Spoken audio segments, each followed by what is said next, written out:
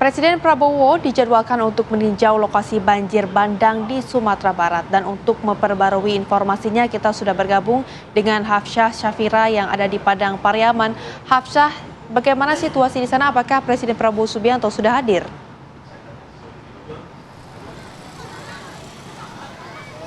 Ya, selamat siang Putri, Rehana dan juga pemirsa. Betul sekali bahwa Presiden Prabowo Subianto hari ini dijadwalkan untuk meninjau langsung tempat terdampak di wilayah Sumatera Barat. Ini salah satunya akan meninjau langsung posko pengungsian yang berada di Bumi Kasai Permai, tepatnya di Korong Kasai, Nagari Kasang, Kecamatan Batang Anai, Kabupaten Padang Pariaman. Untuk saat ini Presiden Prabowo Subianto masih berada menuju ke bandara yang berada di Medan, yang kemudian nantinya akan dilanjutkan landing begitu di Bandara Minangkabau International Airport, yang kemudian akan langsung dilanjutkan ke lokasi titik saya mengabarkan saat ini. Dan kalau terkait apa saja yang akan dilakukan oleh Presiden Prabowo Subianto di posko ini, kalau dari informasi yang kami dapatkan, nantinya Presiden Prabowo Subianto akan langsung bertemu dengan para pengungsi korban banjir yang berada di wilayah Sumatera Barat, tepatnya di wilayah Kabupaten Padang Pariaman. Kemudian nanti juga akan meninjau langsung dapur umum yang memang sudah disediakan dan sudah dipakai begitu oleh para warga terdampak sejak banjir menerjang.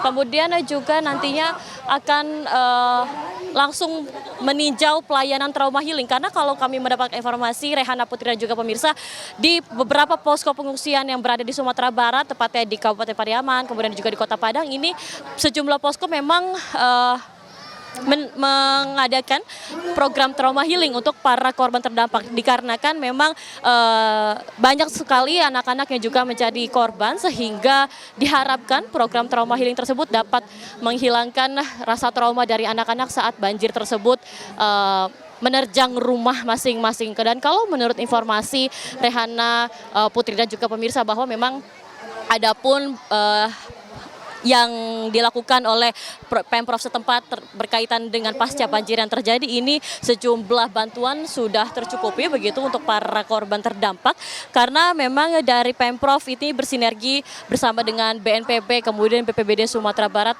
untuk fokus melakukan evakuasi dan juga memenuhi segala kebutuhan dari warga terdampak, mulai dari makanan, kemudian juga pakaian dan juga obat-obatan. Selain daripada itu, seperti yang tadi kami sampaikan juga, yang terpenting juga adanya program trauma healing untuk anak-anak, karena memang banjir bandang ini terjadi secara tiba-tiba, sehingga memang tidak adanya persiapan yang bisa dilakukan oleh warga setempat dan berdampak cukup besar sekali begitu, Rehana, Putri dan juga pemirsa.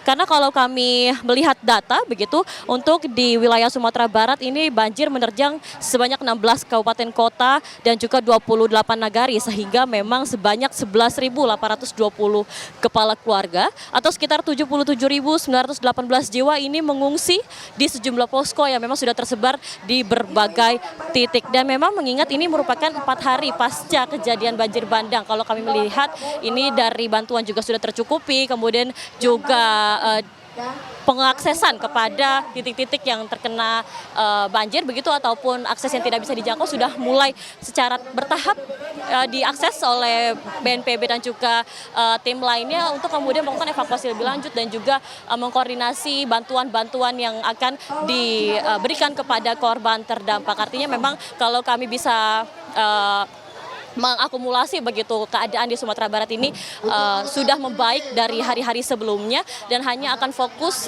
kepada warga terdampak dan juga proses evakuasi serta membuka akses bagi jalanan yang masih terputus dan juga ke daerah-daerah yang masih terisolir. Demikian. Ya, Hafsah, saat ini di posko tempat Anda mengabarkan ada berapa banyak para pengungsi dan apa saja sebenarnya yang mereka masih butuhkan? Apakah perlengkapan sekolah mungkin untuk anak-anak atau obat-obatan, seperti apa kebutuhan mereka yang mungkin saat ini masih belum terpenuhi?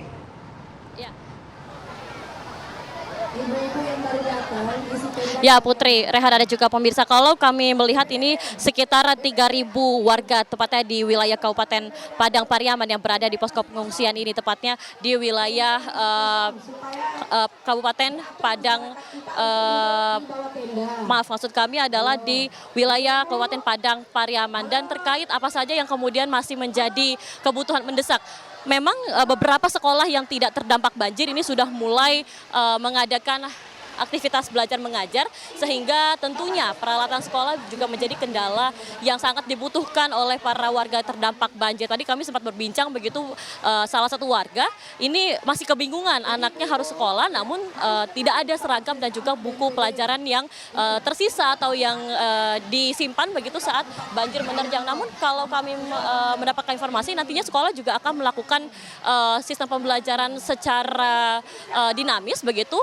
Nantinya kami akan meninjau lebih lanjut bagaimana kemudian proses pembelajaran yang akan dilakukan, karena memang kebutuhan daripada para warga ini masih sangat berdesak kepada kebutuhan sekolah terutama, namun aktivitas pembelajaran sudah mulai dilakukan, sehingga dari proses pembelajaran akan dilakukan secara dinamis begitu, tapi tidak untuk semua sekolah, hanya sekolah-sekolah yang memang tidak terdampak. Terkait sekolah yang terdampak ini masih diliburkan untuk waktu yang tidak diperkirakan begitu, masih belum ada informasi lebih lanjut kapan kemudian sekolah-sekolah yang menjadi posko pengungsian begitu, contohnya di SDN 02 Cupak Tangga, Kecamatan Pau, yang mana sekolah tersebut disulap menjadi posko pengungsian, juga masih belum beroperasi sebagai sekolah namun disulap menjadi tempat pengungsian. Dan selain daripada itu juga kalau misalkan kami melihat langsung beberapa hal yang juga masih mendesak sebetulnya lebih ke bagaimana kemudian mereka mengakses rumahnya begitu, dan berharap rumahnya tidak hancur secara total, ada barang-barang yang tersisa tapi masih belum bisa mengakses lebih dalam dikarenakan beberapa titik lumpur ini masih merendam rumahnya, kemudian juga tidak ada jalanan untuk menuju ke sana, sehingga ini juga menjadi fokus dari pemerintah provinsi dan juga PNPB untuk membuka akses, itu yang juga terpenting begitu, selain untuk melakukan evakuasi juga agar para warga ini bisa kembali ke rumah setidaknya untuk mengambil barang-barang yang masih bersisa. Demikian. Baik, nampaknya yang paling dibutuhkan adalah peralatan sekolah. Dari Padang Pariaman, Hafsyah Syafira, kita akan mengupdate informasi bagaimana sebetulnya di Padang. Ada Wahyudi Agus di sana. Wahyudi Agus, bisa Anda kabarkan kepada kami bagaimana situasi di sana?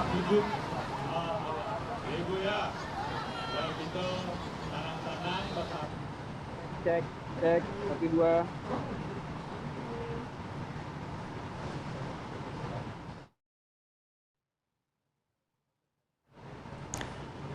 Wahyudi, apa sudah bisa mendengar suara kami? Ya, kita masih mencoba menghubungi rekan kami Wahyudi Agus di Kota Padang. Kalau tadi laporannya Hafsyah Syafira dari posko pengungsian, memang ada 3.000 warga yang saat ini bertahan di sana, dan untuk kebutuhan mendesak yang saat ini mungkin dibutuhkan oleh warga adalah perlengkapan sekolah ya Rehana ya, mengingat anak-anak saat ini memang pembelajarannya dihentikan karena sekolah-sekolah mereka juga hancur, rusak, diterjang banjir bandang dan juga longsor di Sumatera Barat.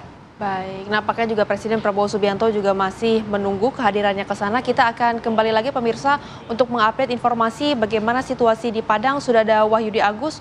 Wahyudi Agus, bisa Anda gambarkan kepada kami bagaimana situasi di sana saat ini?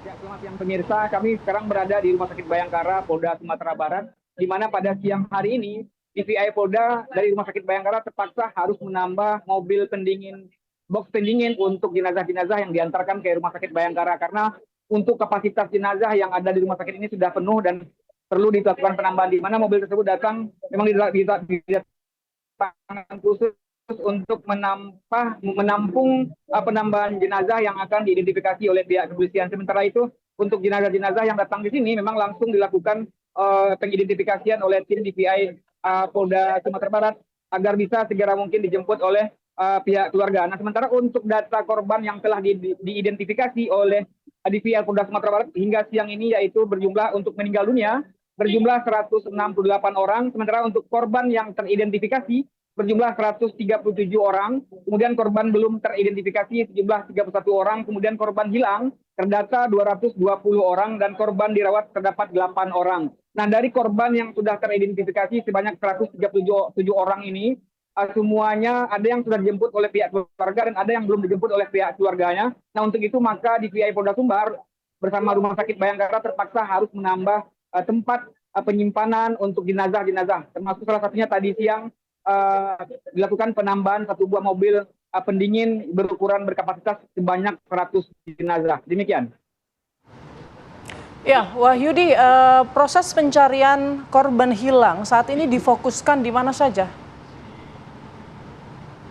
Ya, dari informasi yang kita himpun sejak tadi malam bahwa untuk korban yang masih banyak yang belum ditemukan itu terdapat di Palembayan, Kabupaten Agam. Jadi untuk fokus pencarian oleh tim SAR gabungan, baik dari TNI dan Polri dan Basarnas, semuanya dikerahkan ke Kabupaten Agam, tepatnya daerah Palembayan. Karena untuk daerah-daerah lain seperti yang juga terdapat korban jiwanya, hingga hari ini belum ada data tambahan yang melapor ke pihak kepolisian bahwa ada sanak keluarganya yang dilaporkan hilang. Nah, untuk itu semua tim yang ada di Sumatera Barat, termasuk dari luar Sumatera Barat yang membantu melakukan pencarian korban, diantaranya dari Polda Riau, dari Polda Jambi, dan sekitarnya untuk membantu melakukan pencarian, sekarang sedang berada di Palembayan, Kabupaten Agam, untuk terus melakukan pencarian. Di mana untuk kesulitannya adalah untuk evakuasi terpaksa dilakukan melalui jalur udara, yaitu menggunakan helikopter milik Basarnas, karena jalur menuju Palembayan sini hingga saat ini masih susah untuk ditembus dengan perjalanan darat. Demikian.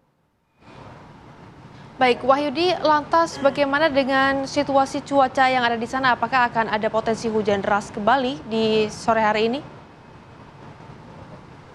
Ya, terakhir hujan deras melanda Padang itu pada hari Jumat, dan Jumat malamnya cuaca sudah mulai cerah, kemudian diikuti oleh Sabtu dan Minggu memang lumayan sangat panas.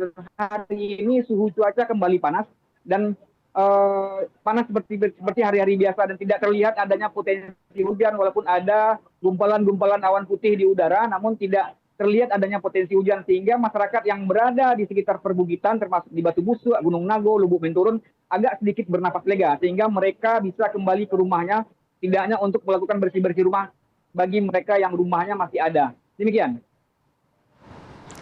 Baik, Wahyudi Agus dan Hafsa Safira mengabarkan langsung dari Sumatera Barat. Tetap jaga kesehatan dan keselamatan rekan-rekan.